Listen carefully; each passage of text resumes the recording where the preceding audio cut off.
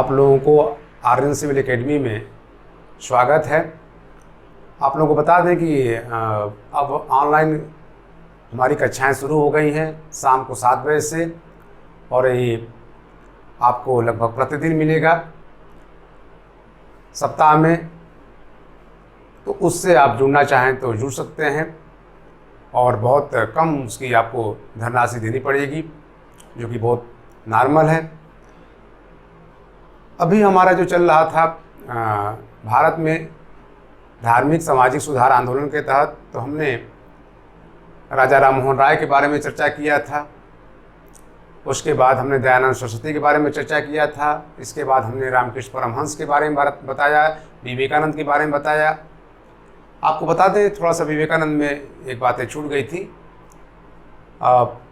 विश्व में 2 बार, ध्यान रखिएगा, जो है धार्मिक सभा की आयोजन किया गया था, विश्व धर्म सम्मेलन का आयोजन किया गया था। और पहली बार था, जैसा कि हमने बताया था, कि 1893 में किया गया अमेरिका के नगर शिकागो में। इसमें भी विवेकानंद ने भाग लिया था। और दूसरा जो शुरू हुआ था वह 1900 फ्रांस में था। ये ध्यान में रखिएगा, फ्रांस में था, और दोनों में विवेकानंद ने भाग लिया था। पहले में तो उनको बहुत तवज्जो नहीं दिया गया था, लेकिन जब दूसरी बार जब फ्रांस में हुआ था तो इनका बहुत रिगार्ड किया गया, सम्मान किया गया, और फिर कभी विश्व धर्म सम्मेलन नहीं हुआ। तो ये याद रखिए कि विश्व में 2 बार धर्म सम्मेलन हुए हैं, और दोनों में विवेकानंद ने क्या लिया था, भाग लिया था। अब उसी कड़ी में हम लोग चलेंगे। अभी तकले तो हिंदू धर्म से संबंधित जो सुधार आंदोलन था वो चल रहा था। अब हम लोग पढ़ेंगे मुस्लिम समाज में जो व्याप्त बुराइयां थीं, उसके लिए भी अब मुस्लिम समाज के जो नेता थे आगे आए। ये अलग बात था कि थोड़ा सा देर हुआ। जितना पहले हिंदू धर्म में जो बुराइयां थी, हिंदू समाज में जो बुराइयां थी, उसको दूर करने के लिए, प्रयास करने के लिए जो नेता आए, उसके अपेक्षा जो मुस्लिम सुधार नेता थे थोड़ा लेट में आए। खैर, कोई बात नहीं। समाज में जब परिवर्तन होता है, चाहे वो हिंदू समाज हो, चाहे मुस्लिम समाज हो, चाहे कोई भी समाज हो, उसका प्रभाव अन्य समाजों पर पड़ता है, ये देखने को मिला है। तो मुस्लिम समाज में भी बहुत बुराइयां थीं, विशेषकर धर्म को लेकर के, और धर्म के प्रति उनकी जबरदस्त आस्था थी, उससे निकलना नहीं चाहते थे। जो लिख दिया, जो बातें कह दी गई, उनको लोग मान लेते थे। लेकिन आपको निकलना पड़ेगा तब जब भारत में अंग्रेजी राज की स्थापना हो गई थी, अंग्रेजी शिक्षा की ज़रूरत थी, और आप उन चीज़ों को नहीं ग्रहण करते हैं, उनके साथ नहीं चलते हैं, तो निश्चित है कि आप पिछड़ जाएंगे। आप पिछड़े नहीं जाएंगे, बल्कि आर्थिक स्थिति भी आपकी खराब होती जाएगी।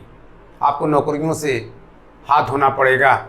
तो ये बहुत ज़रूरी था कि जो मुस्लिम समाज था वह अब इसको त्यागे और नई शिक्षा को ग्रहण करे। जो पुरानी शिक्षा थी, जो परंपरावादी थी, उसको त्याग करे। जो पुरानी विचारधारा थी, बहुत सी आप जानते हैं, हर ग्रंथों में, हर चीज़ों में बातें लिखी गई हैं, लेकिन बहुत सी बातें बाद में टीका के रूप में जोड़ दी गई हैं। तो उसको लोग, क्योंकि धर्म एक अफीम है, एक नशा पैदा करता है, और उससे लोग निकलना नहीं चाहते हैं। लेकिन हम आप बता दें कि व्यक्ति से धर्म है, धर्म से व्यक्ति नहीं है। तो आपको जो अच्छा लगे वही चीज़ें हैं कि आपकी स्थिति कैसे मजबूत होगी, कैसे नहीं होगी। तो आधुनिक शिक्षा का हमारे यहाँ उदय हो गया था, और उसके बिना आप पिछड़ जाएंगे।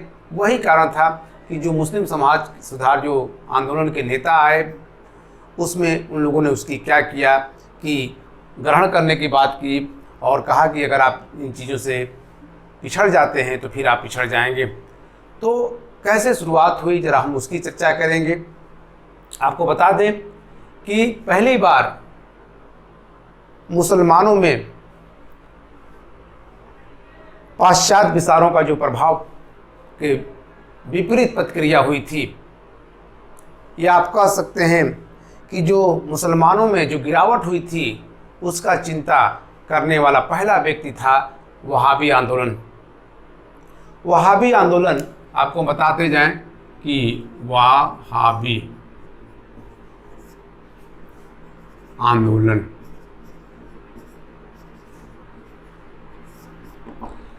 इसके जनक थे शाह वली उल्लाह, उल्लाह आंदोलन भी कहते हैं, आप जान दीजिएगा। इसके जनक थे, ध्यान रखिएगा, शाह वली उल्लाह। इनकी टाइमिंग है 1702 से लेकर 62 तक। तो मुसलमानों में जो गिरावट हुई थी, जिसकी चिंता करने वाला अगर कोई भी व्यक्ति था तो वो थे शाह वली उल्लाह थे। और अंग्रेजी प्रभाव भी पड़ रहा था तो उसकी भी चीज़ें थी। इन्होंने ये भी कहा कि हदीस में जो बातें लिखी गई हैं, जब उस पर सुधार किया जा सकता है तो व्यक्ति अपने जीवन में क्यों नहीं सुधार कर सकता है। जरूरी नहीं है कि आप उसको चीज़ें जो लिखी गई वो सत्य ही हो। आप उसके अनुसार कोई चीज़ ग्रहण करते हैं तो आप पीछे चले जाएंगे। हमेशा आगे की सोचना चाहिए। खैर, तो मुसलमानों में जो गिरावट हुई थी, अगर चिंता किसी ने किया था तो वो थे शाह वली उल्लाह, जिसे वहाबी आंदोलन या वली उल्लाह आंदोलन के नाम से भी जाना जाता है। अब इसके बाद शाह अब्दुल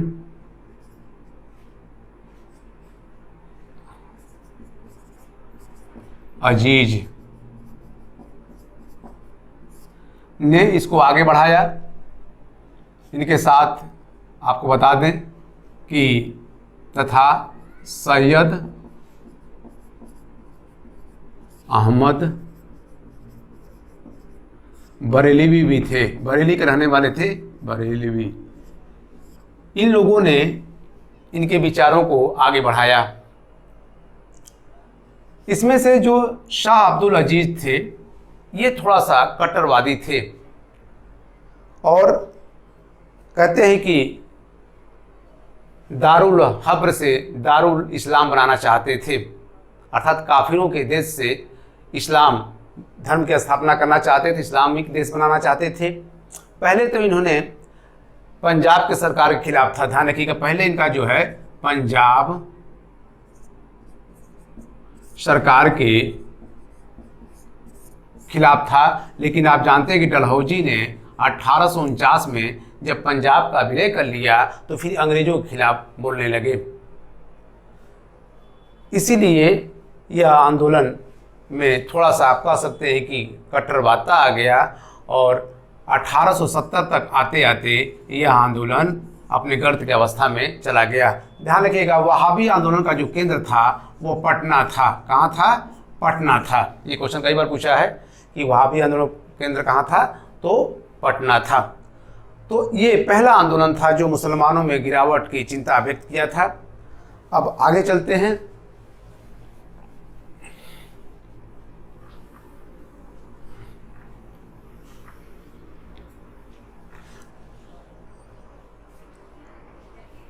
अलीगढ़ आंदोलन की चर्चा करते हैं, बहुत इंपॉर्टेंट आंदोलन है अलीगढ़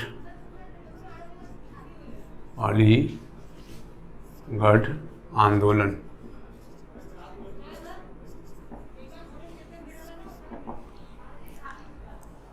इस आंदोलन के जनक सर सैयद अहमद खां थे। सर सैयद अहमद खां थे।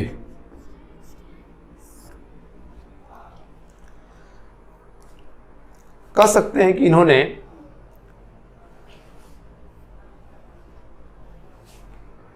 माना जाता है कि सर सैयद अहमद खां एक प्रतिष्ठित परिवार दिल्ली में पैदा हुए थे और प्रारंभ में कंपनी की सेवा में भी थे। लेकिन जो मुस्लिम समाज था उसमें बुराइयां इतनी आ गई थी कि इन्होंने उससे त्यागपत्र दे करके और समाज सुधार में लग गए थे। तो सबसे ज़्यादा अगर किसी व्यक्ति ने मुस्लिम सुधार आंदोलन में आधुनिक शिक्षा का समर्थन किया तो वे थे सर सैयद अहमद खां थे। आपको बता दें कि इन्होंने कहा कि अगर आप आधुनिक शिक्षा ग्रहण नहीं करते हैं तो आप हिंदुओं की बराबरी नहीं कर पाएंगे, क्योंकि वो सरकारी सेवा में हैं और आर्थिक दृष्टि से भी पिछड़ जाएंगे। तो इसलिए उन्होंने आधुनिक शिक्षा का समर्थन किया और माना जाता है कि दयानंद सरस्वती ने एक भेंट में इनसे कहा था कि तुम क्यों नहीं अपने समाज के लिए एक अंग्रेजी माध्यम का स्कूल खोलते हो। उनकी बात अच्छी लगी और इन्होंने कहते हैं कि दिल्ली से आकर के ये अलीगढ़ में अपना केंद्र बना लिए थे और 1875 में इन्होंने the Anglo Oriental Muslim college की स्थापना की थी। ध्यान रखिएगा, 1875 ईस्वी में, ये बहुत इंपॉर्टेंट डेट है। The Anglo Oriental Muslim college की स्थापना किया था। यही आगे चल करके अलीगढ़ विश्वविद्यालय के रूप में क्या हो गया, परिवर्तित हो गया। ध्यान रखिएगा, आगे चल करके अलीगढ़ विश्वविद्यालय के रूप में क्या हो गया, विश्वविद्यालय के रूप में प्रतिष्ठित हो गया। 1875 का डेट बहुत इंपॉर्टेंट है। आप जानते हैं कि 1875 में ही आर्य समाज की स्थापना हुई थी, 1875 में ही the Anglo Oriental Muslim college की स्थापना हुई, और एक चीज़ और बता दें, 1875 में ही थियोसॉफिकल सोसाइटी की भी स्थापना हुई, जिसकी हम चर्चा करेंगे। ध्यान रखिएगा, थियोसॉफिकल सोसाइटी की स्थापना भी हुई थी। कभी तो एक डेट में अगर कोई चीज़ आता है तो उसको आप याद रखिए, क्योंकि वहाँ उससे क्वेश्चन क्या होते हैं, बनते हैं। तो थियोसॉफिकल सोसाइटी हो गया, और आपको बता दें आर्य समाज हो गया। ये चर्चा इसलिए करते जाते हैं कि लड़के दिमाग से उतर जाता है। तो देखिए 3 संस्थाएं हुई, 1, 2, 3 संस्थाएं स्थापित हुई। आपको बता दें कि सर सैयद अहमद खान ने एक पुस्तक भी लिखी थी, तहजीब उल अखलाक, सभ्यता और नैतिकता। ध्यान रखिएगा, तहजीब उल अखलाक, इसका अर्थ है सभ्यता और नैतिकता। ये फारसी भाषा में था। ध्यान रखिएगा, फारसी भाषा में था, फारसी भाषा। इसके पहले इन्होंने 1864 में, ध्यान रखिएगा, साइंटिफिक सोसाइटी की भी स्थापना की थी। ध्यान रखिएगा, साइंटिफिक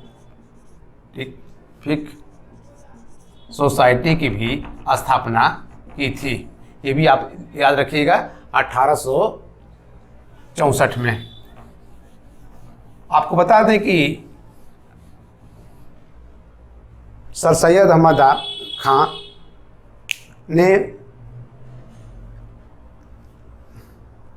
लोग पीरी के यहाँ जाते थे, मुराद के यहाँ जाते थे, जो सूफी संत टाइप में होते हैं, इसकी भी उन्होंने, इस प्रथा की भी, पीरी और मुराद की प्रथा की भी आलोचना किया, लोगों से आह्वान किया कि यहाँ आप जाइए मत, इससे कुछ होने वाला नहीं है। ये हिंदू मुस्लिम एकता के भी समर्थक थे। कहते थे कि भारत की 2 आंखें हैं, एक हिंदू की, एक मुसलमान की। इन्होंने एक पुस्तक लिखी थी, जाम। माना जाता है कि लगभग मुगल जो राजकुमार थे, बादशाह थे, उनका इसमें नाम मिलता है। लगभग 40 से अधिक लोगों का इसमें नाम मिलता है। जाम। आपको एक चीज़ और बता दें कि अभी हमने कहा कि हिंदू मुस्लिम एकता के भी समर्थक थे। कहते थे कि भारत की 2 आंखें हैं, एक हिंदू की, एक मुसलमान की। आगे चल करके जब कांग्रेस की स्थापना हुई और तैयब जी जब कांग्रेस के अध्यक्ष बनाए गए, तो इनको बड़ा खराब लगा। इनको उतना महत्व कांग्रेस ने शायद नहीं दिया, इसीलिए इन्होंने आलोचना शुरू कर दी और सांप्रदायिकता की भी थोड़ी बात की और कही कि भारत में 2 पंथ हैं, एक हिंदू का, एक मुसलमान का। तो ये तो देखा गया है कि भाई जब कोई नेता को भाव नहीं मिलता है तो निश्चित है कि थोड़ा सा अगर में वो बातें बोलता है। लेकिन प्रारंभ में जो इनकी बातें थीं वह एकदम हिंदू मुस्लिम एकता की इन्होंने बात किया था। और खैर दूसरी चीज़ आपको बता दें कि इनके विचारों का प्रभाव मुस्लिम समाज पर जबरदस्त रूप से पड़ा था और यही कारण था कि जो एंग्लो ओरिएंटल कॉलेज स्थापना हुआ था, आगे चल कर के अंग्रेजों ने भी इसको दान पैसा भी देना शुरू कर दिया और इनको कांग्रेस के अगेंस्ट खड़ा करने का उन लोगों ने सफल प्रयास किया, जिसमें वो सफल भी हुए। और आपको बता दें कि द इंडियन मुसलमान एक पुस्तक है, उसी में पहली बार मोहम्मडन शब्द का जो है उल्लेख मिलता है। तो ये अंग्रेज़ों ने इनको एक तरह से मोहरा बनाया और कांग्रेस के खिलाफ इन्होंने अनाप शनाप बातें बोलना क्या कर दिया था, शुरू कर दिया था। खैर अलीगढ़ आंदोलन मुसलमानों में जागृति पैदा करने का बहुत बड़ा कार्य किया था।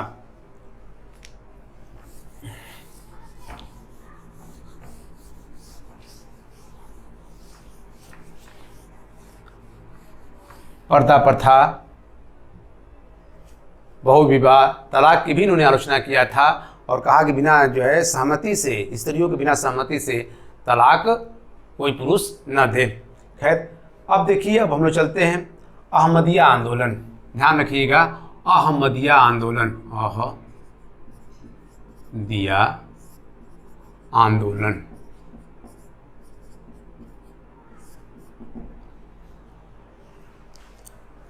इसके प्रणेता थे गुलाम अहमद। आपको बता दें जो है प्रणेता थे अहमदिया आंदोलन के। अब इसकी जो है हम तो अभी तक हम लोग पढ़ रहे थे अलीगढ़ आंदोलन, अब हम पढ़ेंगे अहमदिया आंदोलन।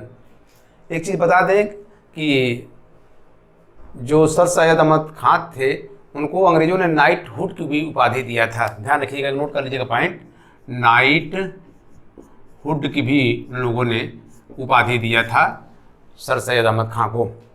अब चलते हैं हम लोग अहमदिया आंदोलन। इसके प्रणेता थे मिर्जा गुलाम अहमद। ध्यान रखिएगा, मिर्जा गुलाम अहमद। इन्होंने पैगंबर को हजरत मोहम्मद साहब की तरह अवतार कहा, अपने को अवतार कहा कि मैं भी पैगंबर का क्या हूँ, अवतार हूँ। दूसरी महत्वपूर्ण बात था कि ये भी आधुनिक शिक्षा का समर्थन किया और सबसे बड़ी बात था कि अंग्रेजों के खिलाफ जो मुसलमानों ने जिहाद का नारा दिया था, विशेषकर देवबंद आंदोलन जो चला था, उसकी हम चर्चा भी आगे करेंगे, उसकी इन्होंने आलोचना किया था कि ये क्या है, गलत है। जिहाद एक धार्मिक नारा है, तो इसकी इन्होंने आलोचना किया था। आपको बता दें कि मिर्जा गुलाम अहमद का जो केंद्र था वह पंजाब के गुरदासपुर में था। कुदनिया एक स्थान, वहीं पर इनका कार्यक्षेत्र था। कहते हैं कि इनकी लोकप्रियता धीरे धीरे बढ़ गई और इन्होंने अंतिम समय में कहना शुरू कर दिया कि मैं कृष्ण का भी क्या हूँ, अवतार हूँ। तो ध्यान रखिएगा, इन्होंने पैगंबर का अवतार कहा और कहा कि मैं कृष्ण का भी क्या हूँ, अवतार हूँ। ये ध्यान में रखिएगा, ये क्वेश्चन भी कई बार पूछा है। और भाईचारा के क्या थे, हिंदू मुस्लिम भाईचारा के क्या थे, पक्षधर थे। तो अहमदिया आंदोलन भी अपने समाज के लिए काफ़ी काम किया। अब देखिए, इन्होंने अपने जो विचार थे, अपनी एक पुस्तक लिखी है, उसके नोट कर लीजिएगा, 12 इन ए अहमदिया। इसी में इनके विचारों का सार मिलता है। अब हम लोग चलेंगे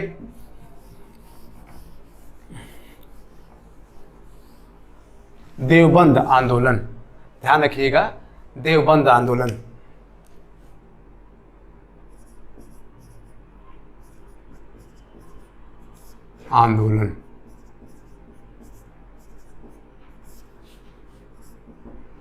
ये सहारन, उत्तर प्रदेश सहारनपुर जिले के आसपास था। ये आंदोलन शुरू हुआ था और वहाँ पर आज भी आप जानते हैं कि मदरसों में बड़े पैमाने पर शिक्षा दी थी, जिसका पिछले लोगों ने आलोचना किया था।